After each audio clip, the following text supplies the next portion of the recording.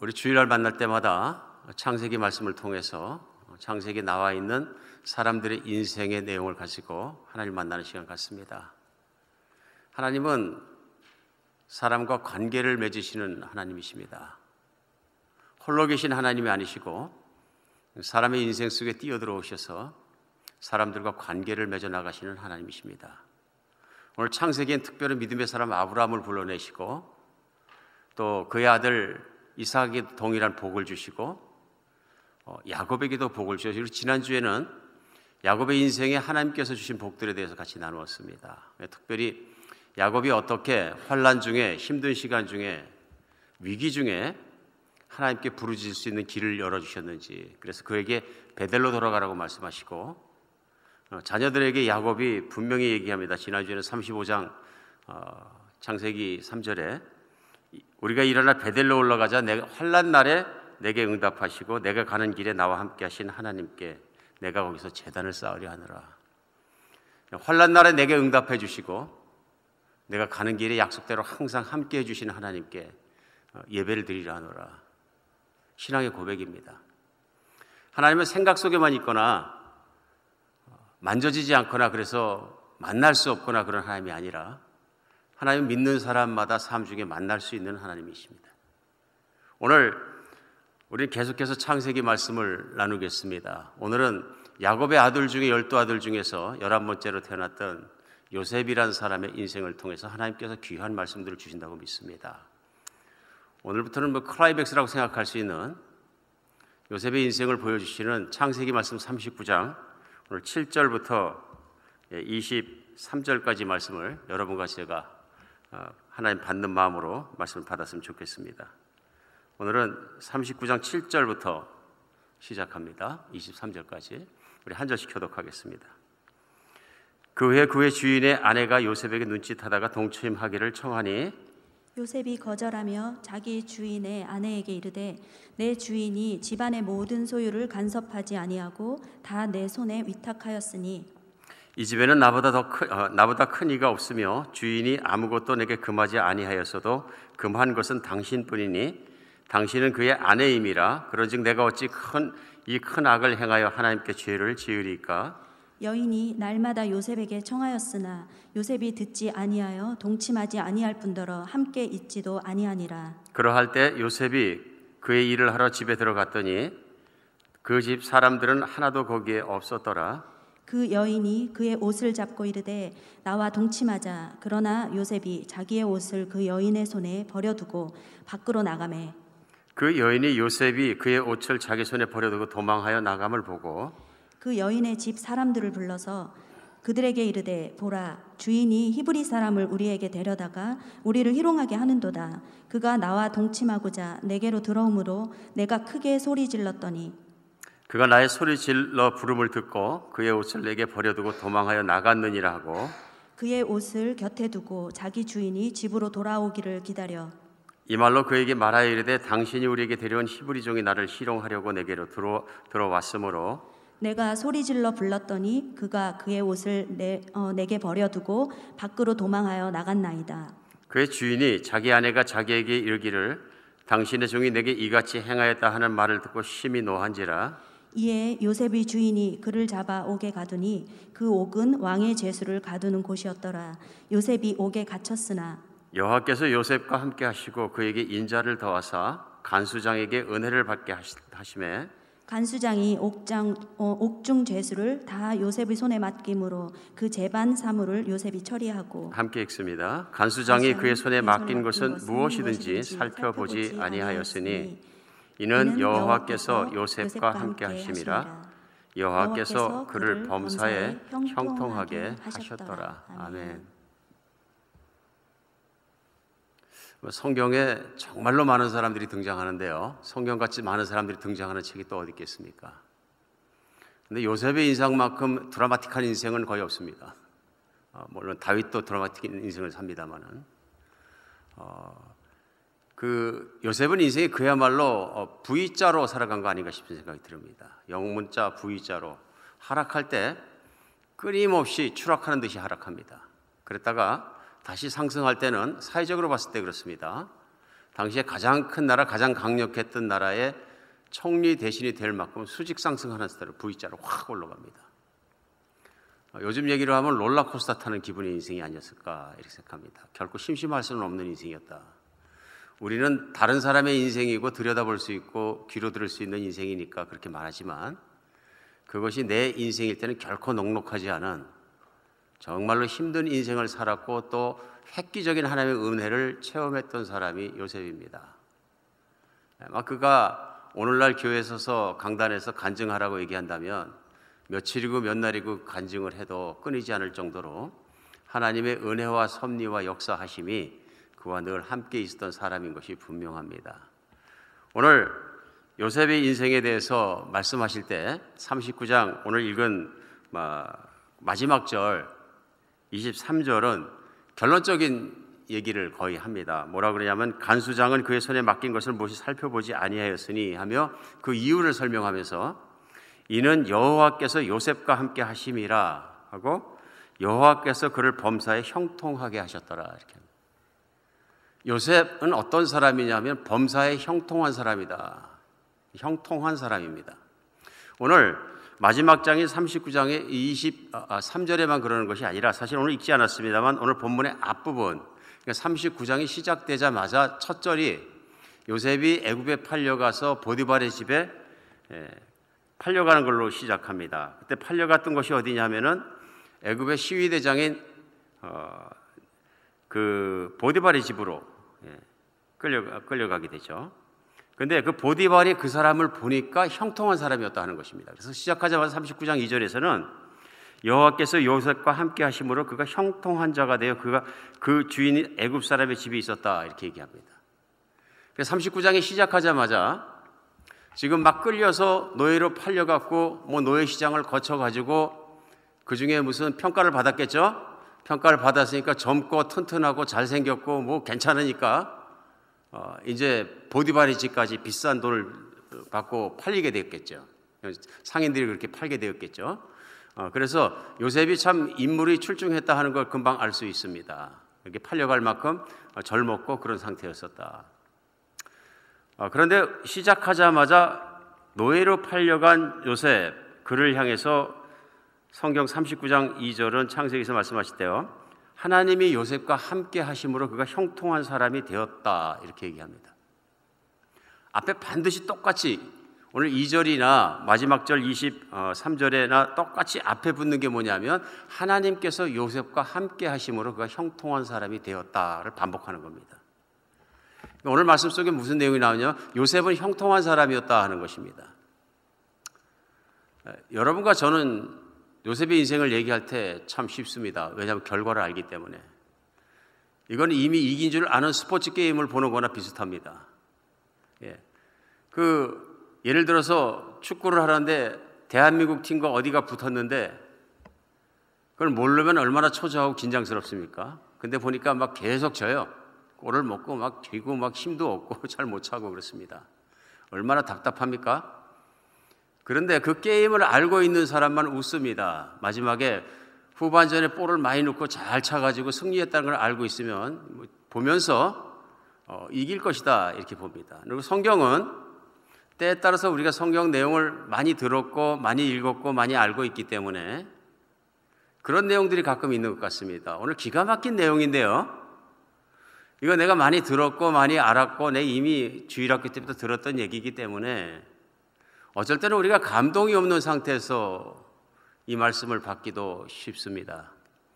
그러나 사실은 우리가 요셉의 신발을 신고 옷을 입고 한번 꼭 생각을 해봐야 된다고 생각을 합니다. 저는. 왜냐하면 요셉의 입장에서 생각해 봤을 때 요셉이 17살 때부터 30살 때까지 13년간의 인생은 참 중요한 젊은 시절을 다 보내게 되는데요. 그야말로 고난의 계속입니다. 아버지 사랑받다가 귀하게 크다가 고생을 모르고 크다가 형들의 질투를 당해가지고 형들이 죽이기로 작심하지 않습니까? 그래서 성경 내용은 뭐라 그러냐면 형들이 아주 잔인했다는 것입니다. 그걸 구덩이에 빠뜨려 죽이려고 그러다가 그 동생이 살려달라고 애걸을 하고 빌었는데도 형들이 듣지 않았다 얘기합니다. 외면해버렸다. 하여튼 하나님의 은혜로 그를 끄집어내서 노예로 팔게 되는데, 노예라는 신세가 얼마나 어려운 신세입니까? 여러분, 저도 걸어보지 않았습니다만 중동에 가본 적은 있습니다. 그 뜨겁고 뜨거운 땅을 노예는 신발이 없습니다. 그러니까 붙잡히는 순간부터 시작해서 손발 꽁꽁 묶여가지고 이제 끌려가는 신세인데요. 동물 뒤에 묶여가지고. 그러면 낙타를 타는 것도 아니고 그 뒤에 밧줄로 묶여가지고 끌려가는데, 그 갈증하며 넘어지고 쓰러지고 끌려가고 상처나고, 이런 말할 수 없는 드라마틱한 그런 고난이 그에게 있는 것입니다. 짧은 길도 아니었을 것입니다. 몇 달 길을 키워가면서 가는 길이었을 건데, 그 길을 갑자기 이렇게 끌려가는 인생이 됐다. 그래, 팔려갔는데 종으로 팔렸다. 뭐 그렇게 형통해 보이지 않습니다. 반대로 형통한 것이 아니라 비극의 인생으로 보입니다. 주권 다 빼앗겼고요. 미래가 어떻게 될지도 모르고요. 정말 불안한 하루하루를 살 수밖에 없는 그런 존재입니다. 미천한 존재가 됐고요. 사람 취급을 받지 못하는, 그것이 정상적인 그런 노예가 된 것입니다. 그런데 오늘 성경 말씀은 그가 형통한 사람이 되었다 이렇게 말씀합니다. 그리고 마지막에는 더합니다. 보디발의 집에서 열심히 섬겨갖고 신임도 받고 집사장이 됐는데, 얼마나 큰 집이었겠어요? 얼마나 종은 많았겠어요? 거기에 높은 자리에 올라가게 됐는데, 하루아침에 보디발의 아내의 거짓말로 말미암아서, 참 이거 보면 참 조심해야 돼요, 그죠? 예. 아마 요셉을 엄청 뜨겁게 짝사랑했던 것 같은데요, 그것이 이루어지지 않다 원수 중에 원수가 됩니다. 인생에 흔히 볼 수 있는 일입니다. 내 욕심이 채워지지 않으면 땅바닥까지 밟아야지 속이 풀리는 사람의 근성을 보여줍니다. 그래서 거짓말을 해서, 간교하게 거짓말을 해서 결국 보디발에게 얘기를 하니까 보디발의 분노를 일으켰습니다. 권력을 가진 자의 분노를 일으키니까 당연히 갈 곳은 한 가지입니다. 제일 나쁜 곳으로 떨어지는 겁니다. 그래서 왕의 감옥이라는 것은 사형수들이 갇히는 시위대장의 집에 있던 감옥에 갇히게 되었습니다. 왕명을 거역한 자들이 갇히는 곳입니다. 꼼짝없이 죽는 자리로 들어간 것입니다. 이제는 대기 중인 거죠. 사형 대기수가 됩니다. 이보다 더 깊은 데로 떨어질 수는 없습니다. 죽을 뻔한, 죽어야 되는 구덩이에 빠졌다가 노예로 팔렸다가 이제는 진짜로 죽어야 되는 사형수의 감옥에 갇혀서 죽음의 구덩이로 빠져버린 것입니다. 칠흑각과 아무 희망도 없어 보입니다. 그런데 놀라운 것은 그런 바닥 생활에 빛이 들어왔을 때 진짜 대비가 되지 않겠습니까?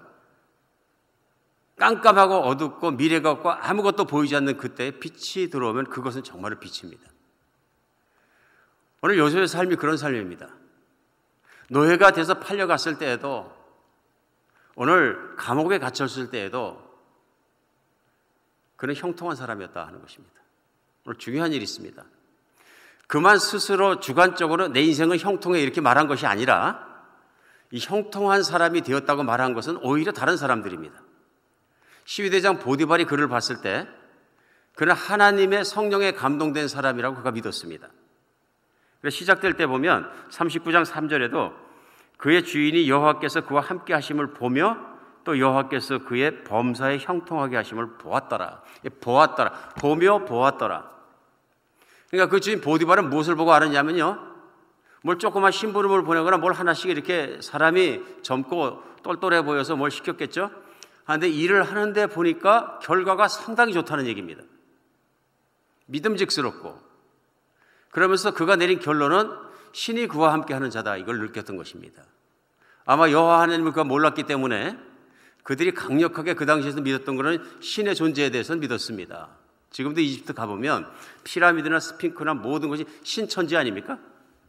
예. 그냥 모든 것이 그때 당시에 신으로 통하던 시대에, 물론 다 신이겠죠. 이제 그러다 보니까 신이 이 아이와 함께 있다는 것을 그가 보고 알았다는 것입니다. 그것이 형통한 것입니다. 자기가 형통하다고 주장한 것이 아니라 주변 사람들이 보니까 진짜로 그에게 모든 일을 맡기면 잘 풀리더라 하는 것입니다. 그래서 영어 성경에서는 이 형통함을 successful or prosperous 이렇게 번역합니다. 잘 되더라 하는 것입니다. 여기에 대해서는 의문의 여지가 없습니다. 뿐만 아니라 간수장도 마찬가지입니다. 간수장이 작은 심부름부터 시키기 시작했겠죠. 뭐 고관들이 사형수로 들어오기도 하고 이러니까 간수장이 대접할 수는 없는 거고, 또 군사들이 하기도 그렇고 하니까 노예를 시켜서 이제 대접을 했겠죠. 근데 그를 심부름시키고 일할 때마다 좋은 일이 있더라 하는 것입니다. 그걸 보고 간수장이 인정한 것이 뭐냐 하면, 야, 이는 하나님께 감동돼서 정말로 그 범사에 형통한 자다 하는 것을 인정하는 것을 볼 수 있습니다. 오늘 요셉의 인생에서 정말 부러운 탐내야만 하는 것이 있습니다. 그것은 뭐냐면 형통한 인생입니다. 형통한 인생. 성경에 나와 있는 사람들의 인생은 형통한 인생입니다. 우리도 하나님이 주시는 형통한 삶을 사모하는 여러분과 제가 되었으면 좋겠습니다. 인생을 살아가면서 성경이 인정하는 형통한 사람, 참으로 중요합니다. 물론 여기서 형통한 삶이라는 것은 무조건 내가 원하는 만큼 부자가 되고 무조건 지위가 올라가고 그런 얘기가 아닌 걸 우리는 금방 알 수 있습니다. 왜냐하면 그가 형통하다는 단어를 총리 대신 됐을 때 쓴 것이 아니라 그의 인생의 가장 어려운 환경, 가장 고난스러운 환경 속에 있을 때 성경은 반대로 그러니까 형통한 사람이라고 다른 사람들의 입을 빌려서 설명하고 있는 것입니다. 그래서 우리는 성경이 말씀하신 형통이 단순히 인간의 욕심이 채워졌을 때, 어떤 성취가 이루어졌을 때, 인생이 성취되었을 때 뭐 그럴 때를 얘기하는 것이 아니라 바로 그 앞에 나와 있는 단어, 하나님이 함께 계시니까 어떤 처지에 있더라도 막힘이 없더라 삶이, 이런 얘기입니다. 그래서 형통한 사람은 최악의 경우에 인생에 처하더라도 사는 게 다르더라 하는 것입니다. 오늘 여러분과 제 인생도 그렇게 됐으면 좋겠습니다. 하나님이 보시고 사람들이 볼 때 형통한 인생, 막힘이 없는 인생, 처지가 어땠건 어떻게 됐건 그것이 오히려 더 좋아지는 인생, 꼭 그 안에서도 발전할 것을 찾아내고 발전하는 인생, 분명히 그것이 보여지는 그런 인생을 살았으면 좋겠습니다. 오늘 그럼 어떻게 그렇게 되느냐? 오늘 본문 말씀 가운데서 우리가 찾을 수 있는 것은 요셉이 살아간 삶의 태도와 자세에서 볼 수 있습니다. 제일 먼저 요셉은 언제나 믿음으로 살았던 사람인 것이 본문 말씀 가운데 드러납니다. 드러나는 것이 뭐냐 하면요, 그에게 믿음을 버릴 수 있는 강력한 유혹의 케이스가 들어왔습니다.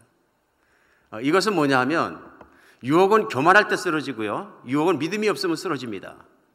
근데 보통 유혹이 아니라, 유혹이라 그러면 특별히 요셉처럼 20대 초반이나 이 정도 됐겠죠. 젊은이에게 큰 유혹은 성적인 유혹입니다. 물론 평생 중에 몸에 호르몬이 가장 와일드하게 흐르는 시기이기 때문에요.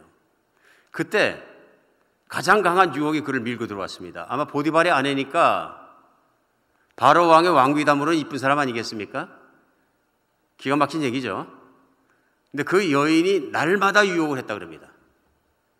그리고 오늘 본문 가운데 나오는 건 심지어는 종들을 다 내어쫓고 빈집을 만들어 놓고 옷을 붙잡고 늘어진 것입니다. 그 얘기는 뭐냐면 옷을 벗겼다는 얘기죠. 그 다음 얘기들은 생략하겠습니다. 그러니까 젊은이가 견딜 수 없는 유혹이 그에게 다가왔는데 요셉이 그걸 이겼다. 그 유혹에 빠져들어가지 않았다.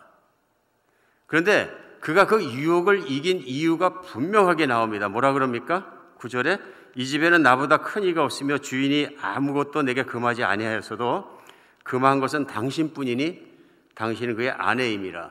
그런즉 내가 어찌 큰 악을 행하여 하나님께 죄를 지으리까? 신뢰를 배신하는 것이 얼마나 큰 죄인지 그것을 알고 있는 사람이었어요. 소위 정의, 의로운 삶의 태도는 하나님이 원하시는 건데, 의롭게 사는 것이 하나님이 원하시는 건데, 작은 불의를 행하는 것도 아니고, 이 주인이 나를 얼마나 신뢰를 했는지 모든 걸 다 맡겨서 나를 올려주시고 집사장을 만들어서 쳐다보지도 않고 나에게 관리하게 하고 모든 걸 위임했는데 당신만큼은 내가 어떻게 할 수 없고 섬겨야 되는 대상이 아니냐. 그런데 내가 당신을 범하면 내가 주인 앞에 어떻게 되겠느냐, 얼마나 불의한 자가 되겠느냐. 그것을 보시는 하나님은 얼마나 분노하시겠느냐, 나라는 인간에 대해서. 오늘 무슨 얘기입니까? 하나님이 보시고 계신 것을 내가 믿고 알기 때문에 사람에게도 그렇게 할 수 없다 하는 것입니다. 보디발에게도 내가 절대로 은혜를 악으로 갚을 수 없다 그러죠. 그가 의로운 사람인 것을 우리는 금방 알 수 있습니다. 그런데 그 의로운 근거가 무엇이냐면 하나님이 보시고 계시기 때문이고 하나님은 의를 기뻐하시기 때문입니다. 오늘 드러난 게 뭐냐면요, 요셉은 어떤 환경, 어떤 처지에서 하나님이 그와 함께 계시다는 믿음에 대해서는 변화가 없었다는 거예요. 이거는 성경 안에서 정말로 징기할 정도로 놀라운 일입니다. 왜 놀랍냐면요, 그가 욕을 했어야 될 만한 사람들이 많이 있습니다. 우선 형들이 있습니다. 얼마나 욕하고 싶었겠습니까? 얼마나 저주하고 한마디도 안 나옵니다. 후일 그가 총리가 되어서 형들을 만났을 때 그런 태도가 하나도 나오지 않습니다. 분명히 위선이 하는 것을 우리는 그 안에서 알 수 있습니다. 무슨 얘기냐면요, 구덩이에 빠졌을 때도, 그가 애원하는 것이 들어지지 않았을 때도 형들을 향해 저주하지 하는 것은 하나님만은 그와 함께 계신 것을 그 처지에서도 믿었다는 것입니다. 죽을 수밖에 없는 처지를 당했으면 하나님이라도 저주하고 싶은 것이 사람의 믿음 없을 때 마음인데, 자기중심적인 생각을 가지고 있을 때 마음인데, 그는 그러지 않았다는 것입니다. 묶여서 노예로 끌려갈 때도 형들을 원망하고 욕하고, 심지어는 하나님을 믿던 사람조차 하나님을 떠날 만한 환경에도 불구하고 하나님의 사랑을 의심하고, 이게 하나님이 날 사랑하시는 겁니까? 그러고 하나님을 향해서 대어들 만한 그런 것에도 불구하고 그러지 않았다는 거예요. 성경 안에서 믿음의 사람이란 욥도 하나님 왜 이러십니까 하는 하나님에 대한 항변이 있었던 것을 나와서 나중에 회개하는 것을 볼 수 있습니다. 하나님의 사람 다윗도 하나님을 향해서 왜 이런 일이 일어납니까 하고 막 그런 걸 보는데, 요셉은 그것이 없습니다. 기가 막힌 하나님의 사람입니다. 웅덩이에 빠졌을 때에도, 노예로 팔려갈 때도, 오늘 여인으로 말미암아 누명을 뒤집어 쓰고 감옥에 들어가 사형수가 된 처지가 되었을 때에도 그는 그런 태도를 보이지 않습니다. 저는 확신하는 것이, 요셉이 만약 그런 태도를 가지고 있고 마음속에 앙금이 있고 원한 맺힌 자로 살아갔으면 절대로 시위대장했던 보디발이 그를 볼 때 하나님의 은총이 그와 함께 있는 자를 이렇게 표현하지 못합니다. 앙심과 악함과 원함을 품고 있는 사람은요, 그의 말투와 표정과 행동과 삶에서 그게 나옵니다. 쓴뿌리가 꾸역꾸역 나오게 되고요, 모든 생각은 아픈 곳으로 가서 자기 아픈 곳에서 말하고 또 말하고 또 말하고 또 말하고 반복하고 또 말하고, 기회만 있으면 그 말이 반복돼서 주변에 있는 사람을 엄청 피곤하게 합니다. 자기의 생활도 어두워집니다. 그리고 그렇게 살아가며 사람들이 가깝게는 어려운 사람이 됩니다. 그런데 요셉은 누가 보아도 하나님의 은총 속에 사는 사람으로 보였다. 그러기 위해서는 항상 명랑하고 기쁘고 총명하고 사람들을 잘 섬기고 사람이 가깝게 하기엔 좋은 사람이었다는 얘기입니다. 오늘 간수장에게도 마찬가지입니다. 간수장이 그를 보니까 그런 사람이었다는 것입니다. 이건 환경적으로는 불가능한 일입니다. 나는 죄진 적이 없습니다. 나는 그러려고 한 적이 없습니다. 나는 억울합니다. 말도 안 됩니다. 보디발을 만나게 해주세요. 아니면 왕을 만나서 내가 말할 수 있는 기회는 없습니까? 막 간수장에게도 막 항의를 하고 막 그랬을 텐데, 그러면 신세가 이렇게 안 되는 거죠. 없습니다. 흔적도 없고 내용도 없고 그럴 마음조차 없던 것 같습니다. 이유는 무엇입니까? 감옥에 있어도 하나님이 요셉을 버리지 않으시고 하나님이 요셉을 사랑하시고 하나님이 함께 계시다는 것을 믿었던 것입니다. 이건 놀라운 믿음입니다. 기가 막힌 믿음입니다. 이 믿음이 항상 있었기 때문에 하나님 앞에서 살아가는 마음으로 살아가니까 나의 일거수일투족 행동을 다 본다고 믿으니까 그 여인을 범하지 않은 것입니다. 오늘 그 여인을 범했더라도 여인이 말하지 않으면 드러나지 않았을 것입니다. 말하면 여인도 죽으니까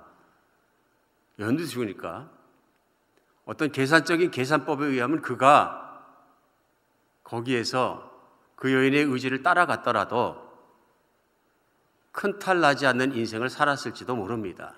이게 유혹 아닙니까? 그런데 그의 말은, 요셉의 말은 이것입니다. 어떻게 하나님이 보시는데 악을 행하겠습니까? 이건 너무 큰 악 아닙니까? 나는 그렇게 할 수 없습니다. 중요한 것은 하나님이 보시기 때문입니다. 믿음은 하나님이 나와 함께 사신다는 걸 믿는 것입니다. 형통한 인생을 살기 위해서 가장 중요한 것은 내 안에 하나님이 나의 일거수일투족 마음과 생각과 일어서는 것과 앉는 것과 나의 마음의 동기까지도 헤아리시며 나를 지키시고 나를 사랑하시기 때문에 나를 떠나지 않는 것입니다. 만약에 하나님을 사랑하지 않거나 하나님의 사랑을 전적으로 믿지 않는다면 이건 부담스러운 일입니다. 그렇죠? 우리가 부부가 살면서도 어떨 때는 내 생각 속에 있는 거 배우자가 다 알면 좀 불편스럽다 그런 게 있을 수도 있는데, 내 마음의 동기도 알고 생각도 알고 마음도 알고 모든 것을 아시는 분이 내 함께 살고 계시면 나를 스토킹 하시나 이렇게 되는 거예요. 아니죠. 하나님의 사랑을 믿기 때문에, 내가 하나님을 사랑하기 때문에 그것이 감사하게 느껴지는 것은 믿음입니다. 그것이 없으면 믿음 생활을 할 수 없는 거죠. 믿음 생활이 우리가 하면서 왜 업앤다운하고 어쩔 때는 안 믿는 사람처럼 살다가 휙 돌아들어오고 막 이러는 거 하면 생각해 보면, 하나님이 내 안에 함께 계시고 살아계시고 나와 함께 걸어가신 걸 기뻐하신다는 걸 잊어버린 겁니다. 오늘 요셉의 특징은 뭐냐면요, 어떤 처지, 어떤 상황, 어떤 유혹 가운데 있을지라도 그가 위기의 순간에도 생각할 수 있는 건 하나님은 나와 함께 계시다입니다. 근데 놀라운 것이 있습니다. 여기에 이 앞에 아브라함과 이삭과 야곱까지 인생에서는 특별히 나오는 게 공통점이 뭐냐면 하나님과 대화를 합니다. 무슨 얘기냐 하면 하나님과 말할 수 있었고 대화할 수 있었습니다. 근데 요셉의 인생에 와서는 대화했던 내용이 하나도 없습니다. 끝까지 찾아오시죠. 아무데도 없습니다. 그런데 끊임없이 요셉의 인생에 나오는 거예요. 하나님이 그와 함께 계셨더라입니다. 어떻게 해요? 환경을 통해, 모든 것을 통해 하나님이 그와 함께 계신 것을 드러내 주셨더라. 섭리입니다. 우리 단어로 하면. 그가 어려울 때나 잘 나갈 때나 어느 상황에 있든지 하나님이 그와 함께 계심을 누가 보아도 알 수 있었더라. 요셉은 하나님이 떠나지 않고 그와 함께 늘 계시는 것을 아는 사람이었습니다. 믿는 사람이었습니다. 유정옥 사모님이시란 분이 쓰신 책 중에 울고 있는 사람과 함께 울 수 있어 행복하다 하는 책이 있습니다.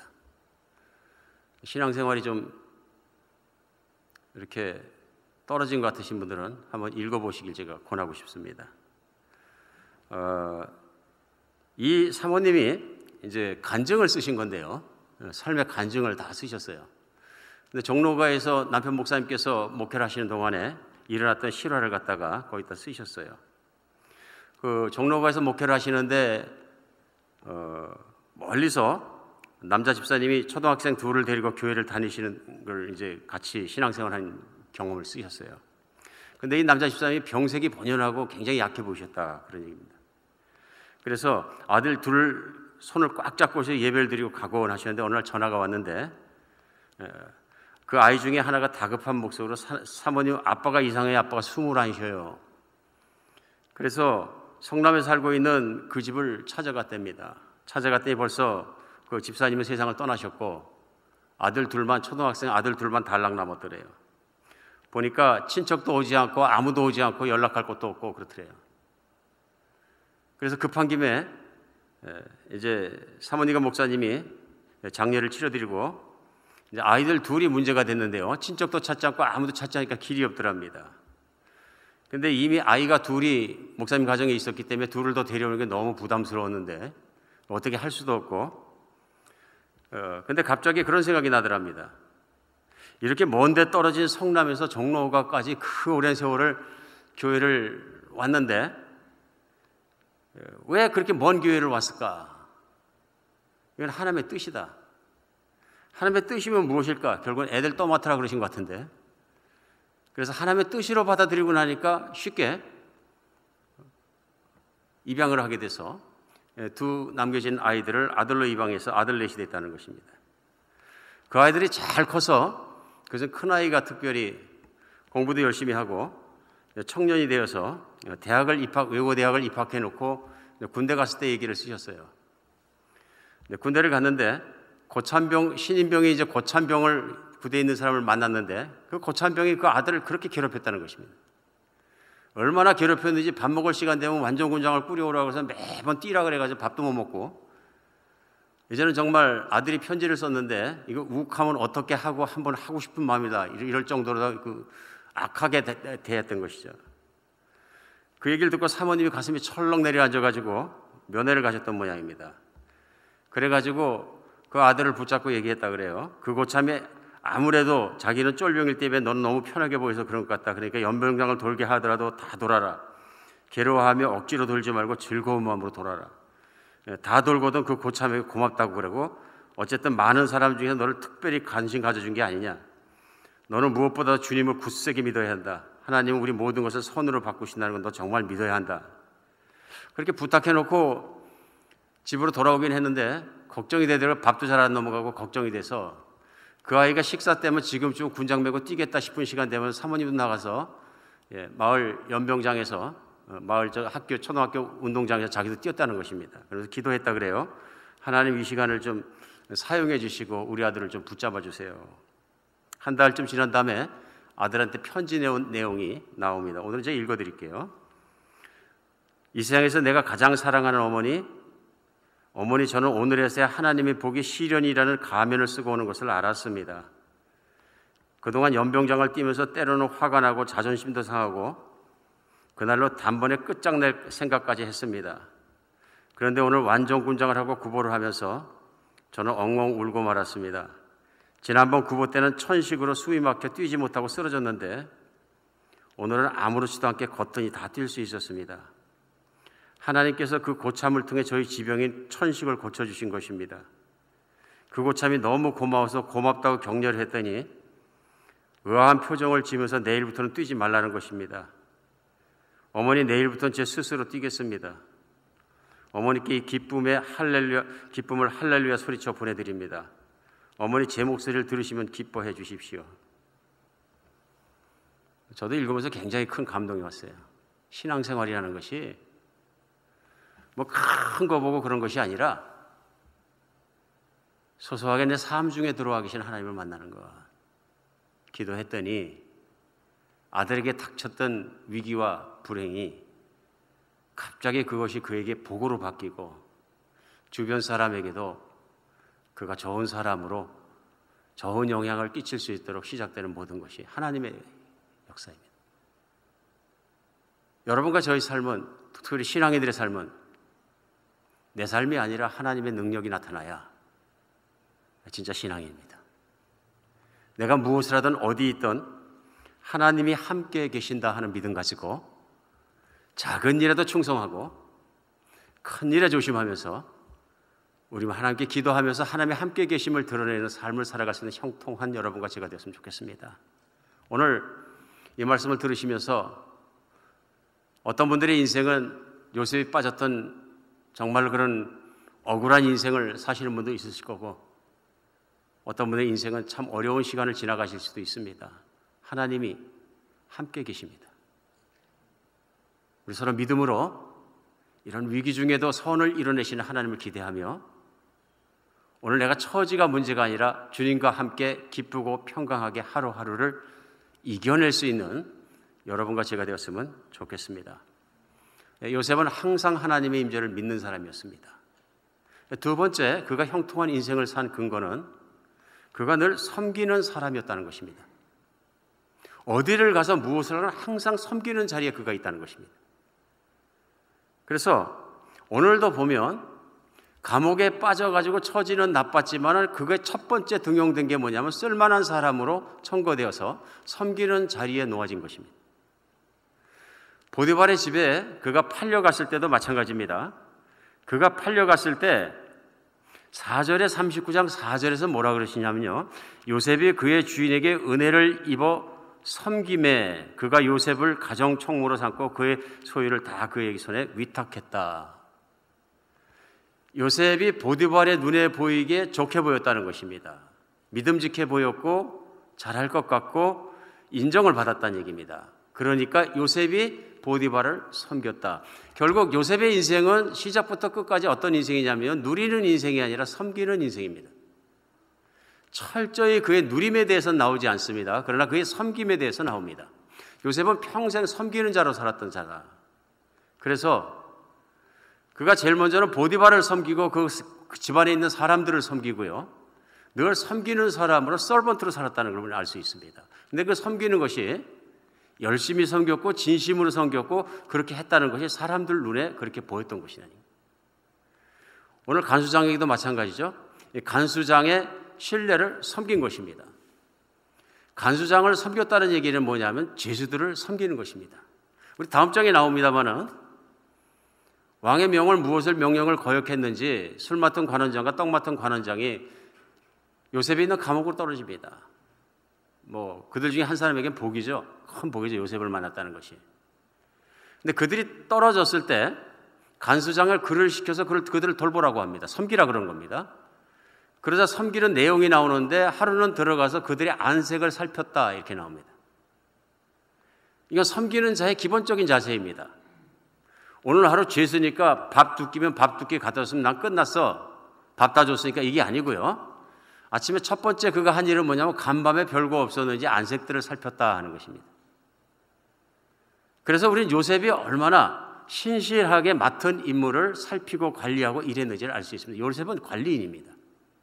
나중에 그는 출세해서 요셉이 총리 대신이 되는데요. 총리 대신도 내가 누리는 자리가 왕 아래서 왕을 섬기고 나라를 섬기는 자리입니다. 그가 철저히 섬기는 자로서 유세부리지 않고 섬기는 자로 살았다는 걸 알 수 있습니다. 최종적으로 형제들과의 문제입니다. 요셉은 하나님께서 그를 아버지와 형제들을 섬기도록 부르셨다는 것을 알고 있는 사람이었습니다. 창세기가 끝나는 맨 50장에 형들이 제일 걱정했던 건 아버지가 돌아가시고 난 다음에 이제는 요셉이 우리를 죽일 것이다 생각했는데 그러지 않고 요셉이 진실하게 얘기합니다. 내가 당신들과 당신들의 자녀를 기르겠나이다. 그 기르겠나이라는 뜻은 윗사람이 아랫사람에게 얘기하는 것이지만 섬기겠습니다. I will serve for you. 섬기겠습니다. 아이들도 섬기겠습니다. 그 이유는 자명합니다. 요셉은 하나님의 뜻을 섬기는 사람이었습니다. 하나님을 섬기는 사람입니다. 하나님의 임재를 늘 믿고 살아가는 것뿐만 아니라 하나님을 서브하는 사람이었습니다. 하나님이 제일 기뻐하는 모습입니다. 그래서 성경에 나온 사람 중에 요셉이 많은 분들이 가장 하나님을 닮았다, 예수님을 닮았다 하는 얘기가 뭐냐면 예수님이 그렇게 바닥에 빠지시고 비난을 받으시고 버림받으시고 십자가에 못 박히시고 그 아픔 속에서도 사람들을 섬기는 분이십니다. 예수님을 자신을 위한 건 아무것도 하지 아버지의 뜻을 섬기고 사람들을 사랑하고 섬긴 분이 예수님이십니다. 요셉은 오신다는 예수 그리스도의 전형입니다. 하나님께서 미리 계시해 주신 것이죠. 이 섬기는 사람을 통해서 이스라엘이 하나님의 뜻대로 복받은 길을 들어가는 것을 우리는 볼 수 있습니다. 요셉이 그것을 깨달았기 때문에 자기가 총리 대신이 되었다고 해서 교만해지지 않고 거만해지지 않고 그 세력을 이용해서 자기를 보이려 하지 않고 늘 하나님의 종으로 살았다는 것을 알 수 있습니다. 여러분과 저도 하나님 안에서 그리 살았으면 좋겠습니다. 그리 살았으면 좋겠습니다. 하나님이 보시는 대로 하나님이 기뻐하시는 그 일을 하고 또 세상은 작은 일을 하도록 하나님께서 보실 때 큰 일이면 그것을 큰 일로 섬기고 늘 주님 뜻대로 살아가는 여러분과 제가 됐으면 좋겠습니다. 하나님을 섬기는 사람은 사람들을 섬깁니다. 왜냐하면 하나님은 세상에 있는 사람들을 너무 사랑하셔서 죄인들까지도 사랑하셔서 그 아들 예수 그리스도를 십자가의 희생의 제물로 내어주신 사랑 때문입니다. 지나가다 내가 천하게 보는 그 사람도 하나님은 사랑하는 사람입니다. 내 이웃에 내가 마음에 들지 않는 그 사람도 하나님께서 사랑하는 사람이십니다. 오늘 요셉이 형제 중에서 마음에 안 드는 형제가 없었겠습니까? 10형이나 있는데 10형 중에서 마음에 안 드는 형이 왜 없었겠습니까? 자기 감정적으로는 참 힘든 사람이 왜 없었겠습니까? 그럼에도 불구하고 그는 하나님의 뜻을 따라 섬기는 자로 서 있던 걸 우리는 알 수 있습니다. 우리 늘 하나님께서 함께 계시며 하나님께서 기뻐하실 일들을 생각하고 행하고 주님의 뜻대로 살아가는 형통한 인생이 되었으면 좋겠습니다. 하나님을 따라 사는 사람, 하나님이 함께 계신 사람은 어느 상황에 있든지 형통합니다. 하나님께서 그 뜻을 따라 이루실 것입니다. 오늘은 또 다른 형통한 사람, 다윗이란 놀라운 믿음의 사람이 있는데요. 다윗이 고백한 시편 중에서 너무 많은 사람들이 전부 다 외우는 시편이 있습니다. 시편 23편입니다. 우리 시편 23편에서 다윗이 고백한 내용을 우리 읽고 마치겠습니다. 4절입니다. 내가 사망의 음침한 골짜기로 다닐지라도 해를 두려워하지 않을 것은 주께서 나와 함께 하심이라. 주의 지팡이와 막대기가 나를 안위하시더라. 다윗도 10여 년을 젊은 날에 요셉처럼 도망다니며 고통 속에 있을 때 내가 오늘 죽을지 내일 죽을지 모르는 위기 속에 살아갈 때 그가 한 말은 하나님께서 나와 함께 하심이라. 5절에요. 내 주께서 내 원수의 목전에서 내가 상을 차려주시고 기름을 내 머리에 부으셨으니 내 잔이 넘치나이다. 내가 원수 때문에 악행을 당할 때 더 큰 은혜를 입는 것은 주께서는 나에게 칭찬하시고 격려하시고 기뻐하신다는 걸 내가 믿기 때문입니다. 이것이죠. 마지막 절입니다. 시편에 내 평생 선하심과 인자하심이 반드시 나를 따르니 내가 여호와의 집에 영원히 살리로다. 이게 믿음입니다. 내 평생 선하심과 인자하심이 반드시 나를 따르니 내가 여호와의 집에 영원히 살리라. 내가 영원히 하나님을 사랑하겠습니다. 존경하겠습니다. 경외하겠습니다. 내 평생 하나님의 인자하심과 선하심과 인자하심이 반드시 나를 따르리니 이것이 십자가의 약속입니다. 하나님이 피 흘려 맺으신 약속입니다. 내가 너를 사랑하고 너는 내 것이라. 내가 너를 떠나지 않고 내가 영원히 너를 지킬 것이다.